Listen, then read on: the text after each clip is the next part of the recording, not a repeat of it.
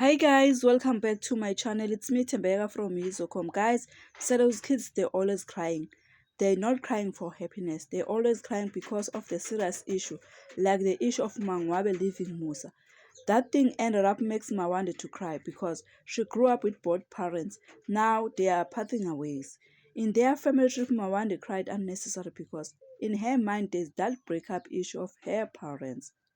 The happiness of family trip, it was the first and the last to her because of her mother leaving Umusa. And Umangwabe was harsh to Mawande. Even Mayeni tried to calm her down.